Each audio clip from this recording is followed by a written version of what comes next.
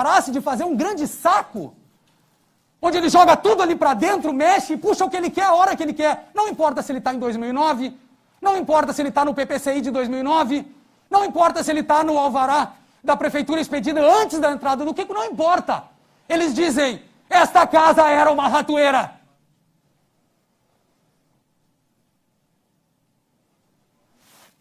Mas se essa casa era uma ratoeira, é porque o poder público deixou esta ratoeira, como tantas outras, funcionar. E, aliás, por conta do não ingresso dos agentes públicos nesse processo, é que as coisas ainda estão como estão. Porque as modificações em todos os países, elas decorrem das quedas dos políticos.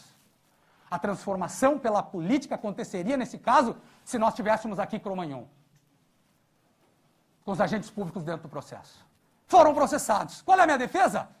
Eu vou apresentar aos senhores uma proposta de erro, eu vou apresentar aos senhores uma proposta de inexigibilidade de conduta adversa, porque juridicamente é isso que existe mesmo. Juridicamente é isso que existe. Ele fez o que qualquer um de nós faria. Não é exigível que fizesse diferente. Estava lá os alvarás dizendo, funciona, querido. Tinha a plaquinha do Ministério Público dentro da casa. Então o sujeito não abre o seu pub, às vezes até sem público. Não dava público naquele dia, bom, mas está aberto. Vamos lutando, vamos tentando.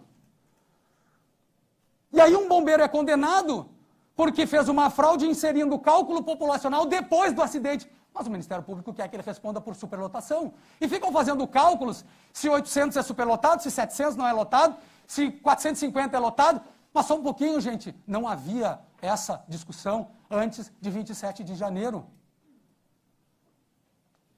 O delegado de polícia chega a dizer aqui, e vejam como isso vale ainda hoje.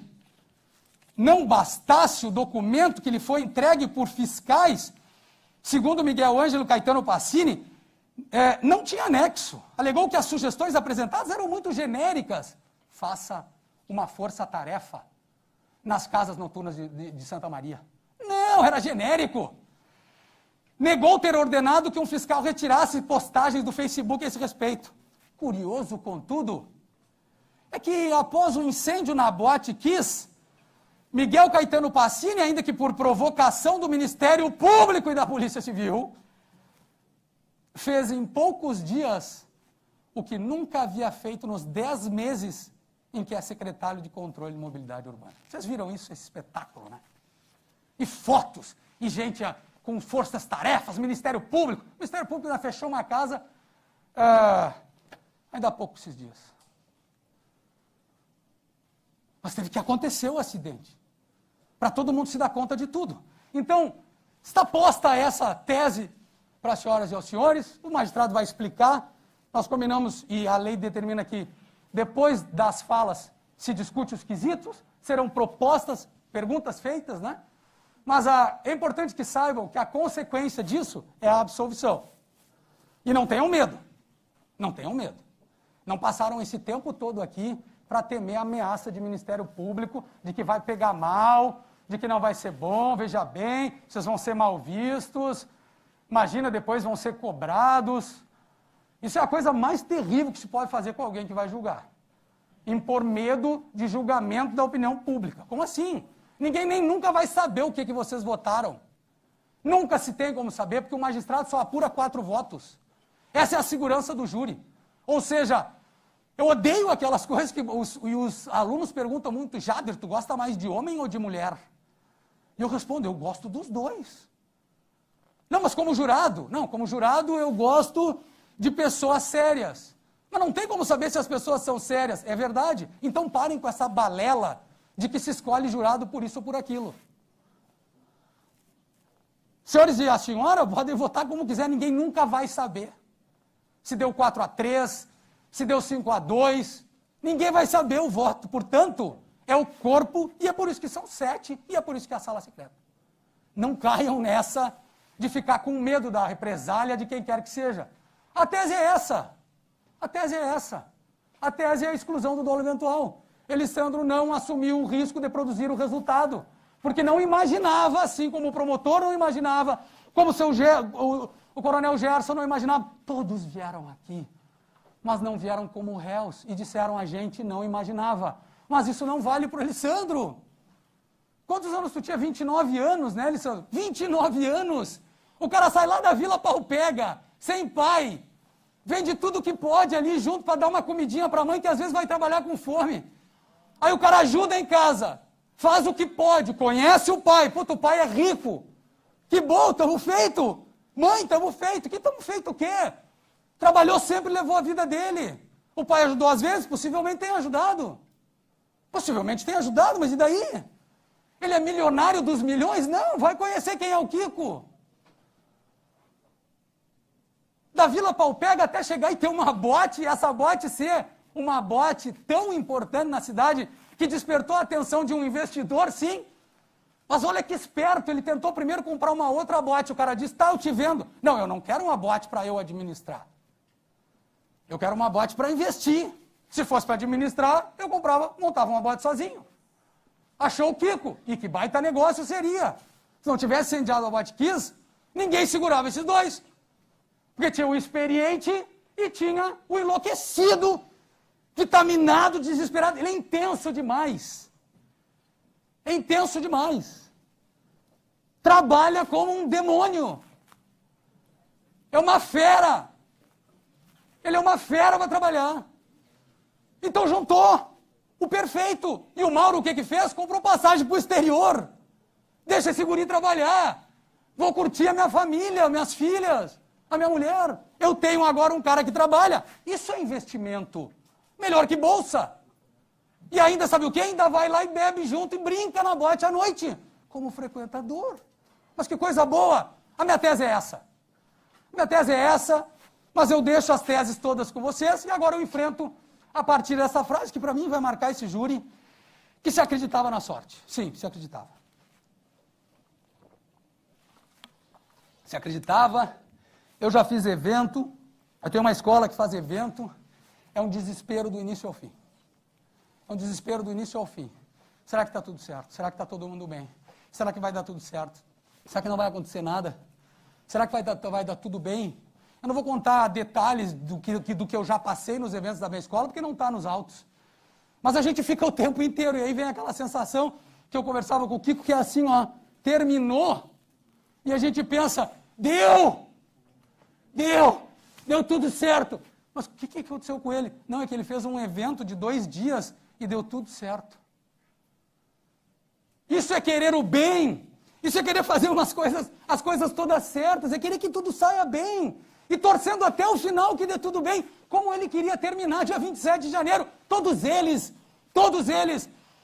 O Luciano queria fazer a apresentação e os caras queriam dizer para ele, porra, Luciano, que coisa linda que ficou aqueles fogos, cara. Feito! Era isso que ele queria. Ele queria o bem. Ele não planejou o mal e ele não pensou no mal. Mas o mal aconteceu. Então tem que ser condenado. Tem que ser condenado. O Luciano botou um negócio na mão do Marcelo. Esse aqui, particularmente, eu vou dizer uma coisa. O cara que está cantando e com o perfil que a gente sabe que ele tem, ele diz o seguinte, põe aí, o que eu faço? Levanta a mão e canta. Levanta a mão e canta, ele fez. Mandaram cantar, ele cantou. Esse cara aqui, mandaram ele lá comprar um negócio e o cara foi lá e comprou. Daí essa Cabum vem depois e conta uma historinha. Eu falei pra ele, aí ele disse isso, disse aquilo. Claro que o funcionário vai dizer que vendeu de qualquer jeito, como depois os guris foram lá e compraram. Tudo fora de caixa. E aí veio o Mauro, que eu já falei. Mas enfim, eu já falei, condenem o Kiko. Mas condenem qualquer um deles pelo certo. E o certo não é dolo. O certo não é dolo. Por que não é dolo? Não é dolo porque juridicamente não é dolo. Não é dolo porque não é correto. O jurídico, ele nunca é o jurídico sem o fático. Não existe nada jurídico sem um fato. Porque o fato é que dá vida ao direito. O fato é o direito. Sem fato, o direito não é nada. Sem fato, o direito é nada. Ele é nada. Só precisa ter fato. Então, a realidade é que mostra que eles estavam longe do dolo eventual. Por quê? Porque no dolo eventual, a pessoa assume o risco. Na culpa, ele também assume. Mas olha qual é que é a diferença. A pena do dolo eventual, ela é igual à pena do dolo direto. Então é preciso que haja nessa conduta uma indiferença com a vida humana igual a do dolo direto, porque a pena é a mesma. E o desvalor que o direito atribui ao que está acontecendo é o mesmo. Então, se eu tenho um dolo direto, que é pegar uma arma e matar alguém com uma pena de 6 anos ou de 12 anos no qualificado, se eu tenho isso, e eu estou tratando de um dolo eventual, eu não posso estar aqui diante de uma conduta com uma lesividade muito inferior ao que eu tenho aqui. Sabe por quê? Porque a pena é a mesma. Querem chegar aos 30 anos do promotor? Pois bem, eu quero dizer aos senhores e à senhora que 30 anos é uma pena de homicídio qualificado, onde a pessoa mata com qualificadoras, com uma situação extremamente grave, querendo matar. Mas será que isso é equiparável? E é por isso que o Código Penal, na sua exposição de motivos, diz claramente, o magistrado sabe disso. Diz o quê? Que assumir o risco é prestar anuência ao resultado. É dizer, mas essa boate pode, sim, se esses caras acenderem esse negócio lá dentro, pode pegar fogo nessa boate? Previsibilidade, previsão, culpa com conhecimento do risco. Mas só um pouquinho, eles vão usar esse fogo lá e pode queimar? Olha, até pode, viu? Isso aí, olha, isso é perigoso, fogo lá dentro é perigoso. Ah, tá, mas não tem problema. Se queimar, a gente segue em frente. Se queimar, não tem problema. Por que o dolo eventual se equipara ao dolo direto? Porque ele está num nível de gravidade que o direito penal diz o seguinte, essas coisas se equiparam. Se equiparam. Agora, vocês devem ter amigos e devem conhecer pessoas que fazem condutas arriscadas muito fortes, mas que mesmo assim não aceitam o resultado. E aí, a gente precisa pensar que esse caso é um caso de culpa consciente. E nós vamos até discutir, para ao longo da vida depois, se essa culpa realmente foi consciente ou não. Porque o Ministério Público disse aqui, na pessoa do Dr. Ricardo Loza, que se ele soubesse, então é porque ele não sabia. Então é porque ele não sabia. Se ele não sabia, nem consciente era essa culpa. E aí eu quero propor um raciocínio que foi feito pelo doutor promotor. Ah, se ou é tudo ou é nada. E o nada seria o cálculo que ele faz para a pena do culposo, do homicídio culposo. Porém, eu tenho, e eu defendo isso desde o início. Lá atrás, quando alguém dizia, tem que colocar maior pena nessas pessoas, eu disse, isso vai demorar um século para resolver. E demorou, sabe por quê? Porque o tribunal reconheceu que a acusação de dolo eventual estava errada. O registro Ele reconheceu. em ata a respeito da referência... Por favor, só pare o cronômetro, por favor, doutor, que é um registro dele em ata. Só a estenotipista faz a referência, então. Eu vou parar o meu também aqui. Tá? É só consignar, então, a referência. Tá gravado, né? Vai ficar tudo materializado, então podemos seguir. O cronômetro está andando. Eu também toquei o meu aqui, doutor. E aí, se eu aplicar o 250, que é o incêndio, vamos pensar aqui comigo. Ele poderia ter previsibilidade desse incêndio, já que os caras disseram que tocavam na boate. Ele meteu aquela espuma lá, que não é tóxica, ela não é tóxica. A espuma não é tóxica, tanto que ela está aqui há dias. Se fosse tóxica, não podia ficar ali. Ah, exatamente. Mas a conjugação de fogo e espuma deu no que deu. Isso pode. Vocês podem dizer que qualquer deles aqui concorreu para isso. Só que para que isso aconteça, o julgamento é de desclassificação. Sabe quem que resolve isso? O juiz. Ele que vai dizer se é homicídio culposo, se é incêndio, e se nós vamos chegar a um cálculo de 18 anos, como fez o doutor Medina. Por quê? Porque eu tenho 6 anos, eu aplico em dobro se tem morte, e eu aplico o aumento do concurso. Eu posso chegar a essa... mas não vai ter pena nenhuma. Só um pouquinho, só um pouquinho. O julgamento que nós estamos pedindo é o seguinte, ó, deixem para que o juiz decida. O jurado vai dizer, o júri não é de crime doloso contra a vida, ele é de um crime doloso de incêndio por dolo eventual e culposo na morte, o que faz dobrar a pena. Foi isso que o tribunal fez. Foi isso que o tribunal fez. E assim eu quero encerrar. Eu quero encerrar mostrando às senhoras, à senhora e aos senhores, eu quero mostrar uma coisa. Olha o que o tribunal já fez. Porque o que o tribunal já fez não é feio. que o tribunal já fez não merece censura. O que o tribunal já fez é juridicamente viável. E olha o que eles disseram. Fatos delitosos relativos ao incêndio de estabelecimento noturno. O 2, circunstâncias fáticas que não podem ser havidas como agir doloso. Olha só, isso aqui aconteceu em 2013, 14, 15, 16, 17. O tribunal disse, não é doloso. 18, 19, 20. O STJ disse, volta lá para o júri julgar.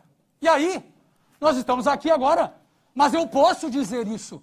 Já houve uma manifestação. E eu estou falando isso porque o doutor Davi colocou sobre vocês uma espécie de medo, um receio. Ele disse assim, ó, se vocês julgarem, se vocês desclassificarem, vocês vão ficar mal com a sociedade. Não. Não aceitem isso. Não aceitem isso por uma razão muito simples. O desembargador que julgou isso, ele disse, num estado em que se quer laico, as pessoas, e causados por falhas humanas, as pessoas possam encontrar consolo espiritual fora do espectro religioso. É que se falou tanto de religião. Né? E aí, o desembargador diz, por isso buscam as vítimas e seus parentes consolar-se em decisões ou atos do poder judiciário, do poder público, sem, entretanto, compreenderem que o Estado, como condição, como criação humana, é impotente para consolar perdas como essas que se deram nesses fatos. E aí ele diz, ouso dizer, sem qualquer vacilo, que a perda de nossos entes queridos e que fazem parte de nossas famílias constitui algo absolutamente irreparável. Antes de avançar no tema a título ilustrativo, ele fala do Legacy, que foi trazido aqui, que está juntado aos autos. Há poucos dias lá atrás, o piloto do Legacy foram condenados com penas de 3 anos, 1 mês e 10 dias de detenção, confirmada pelo Superior Tribunal de Justiça.